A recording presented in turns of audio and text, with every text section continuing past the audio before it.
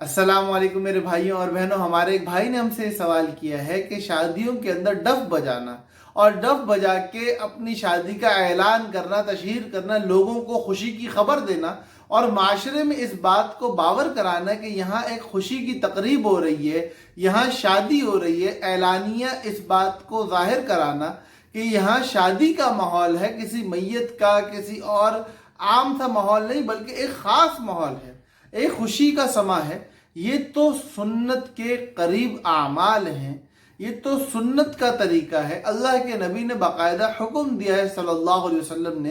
कि शादियों में डफ बजा के ऐलान करो। फिर आप लोग क्यों मना करते हो हमें लाइटें लगाने से, या फिर हमें पटाखे वगैरह फाड़ने से, या हमें म्यूजिक बजाने से, ढोल बजाने से क्यों मना करते हो? हमारे नबी ने तो खुशी मनाने का हुक्म दिया है, आप इस खुशी को दबाने की बात क्यों करते हो? तो इस हवाले से आप लोगों से तफसीली बात करता हूं, लेकिन उससे पहले गुजारिश है कि इस चैनल को सब्सक्राइब कर लो ताकि आइंदा आने वाले पैगामात आपको मिलते रहें। अब ये जो शादी के अंदर डफ बजाना है, गाने बजाने हैं और ये सारी चीज़ें हैं, बेशक व शुबा आज जो बात आप इरशाद फरमा रहे हो बिल्कुल दुरुस्त है कि अल्लाह के नबी ने हुक्म दिया है कि खुशी का माहौल है, इसका ऐलान, इसकी तशहीर होनी चाहिए, लोगों को इस बात की खबर होनी चाहिए कि यहाँ शादी हो रही है। और हमारे नबी ने तो बाकायदा यहाँ तक इरशाद फरमाया कि निकाह को ऐलानिया करो। इसी तरह ये भी इरशाद फरमाया है कि इस निकाह का ऐलान डफ बजा के करो। सारी बातें दुरुस्त है, लेकिन इन तमाम तर बातों के साथ इस ऐलान के करने में किसी किस्म के हराम काम का इर्तिकाब नहीं करना, किसी मुसलमान को ईज़ा पहुँचाना। अब हमारे यहाँ क्या होता है, हमारे यहाँ होता यह है कि ढोल वाला आ जाता है, अब वो खड़ा होकर धमाधम ढोल पीट रहा होता है, आगे पीछे या दाएं बाएं 10, 15, 20 घरों को तकलीफ हो रही होती है। पटाखे बजते हैं तो आगे पीछे दाएं बाएं 16, 17 गलियों को तकलीफ हो रही होती है। हमारे यहाँ जब लाइटें लगती हैं तो कुंडा मार के बिजली ली जाती है, जिससे हमारे पूरे शहर को तकलीफ होती है, हमारे पूरे इलाके को तकलीफ होती है, ट्रांसफार्मर के एतबार से तकलीफ होती है। अब जब ये सारे गुनाह के काम, हराम और नाजायज़ काम किए जा रहे हो और फिर ये कहा जाए कि हमारे नबी की तो तालीम है कि शादियों में आप तशहीर करो, ऐलान करो, तो ये हमारी जहालत के अलावा और कुछ नहीं है। हमारे नबी ने शादियों की तशहीर की हमें ज़रूर तरगीब दी है, लेकिन उस तशहीर का तरीका जायज़ तरीके से है। आप जायज़ रास्ते पे चलते हुए, जायज़ मामलात के साथ अपने घर की, अपनी जेब की बिजली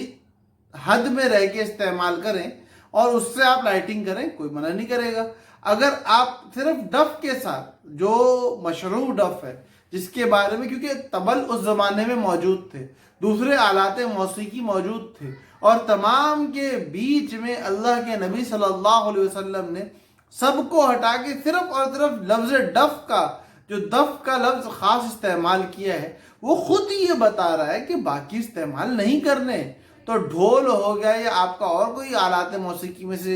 आला हो गया, उसके इस्तेमाल का मना करना इस हदीस से ही साबित है कि सिर्फ डफ इस्तेमाल कर सकते हो, उसके ज़रिए से करो, कोई मना नहीं करेगा। इसी तरह बच्चे छोटे जो हैं,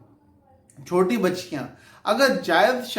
अशार पढ़ रही हैं तो कोई मना नहीं करेगा, लेकिन अगर आप उसके बीच में नामहरम मर्दों और औरतों का इख्तिलात करके और डांडिया खेल के और नाच के और जी लुड्डी पा के ये दिखाना चाहो कि हम तो शादियों में इजहार कर रहे हैं और ऐलान कर रहे हैं और ख़ुशी मना रहे हैं और हमारे नबी की तालीम है, तो ये आप नबी पे बहतान बांध रहे हो। तो इसलिए अल्लाह के नबी सल्लल्लाहु अलैहि वसल्लम की तालीमात में जितने इस तरह के काम मिलते हैं वो जायज़ और हलाल रास्तों पे रहते हुए मिलते हैं। नाजायज़ और हराम रास्तों पे जाके सुन्नत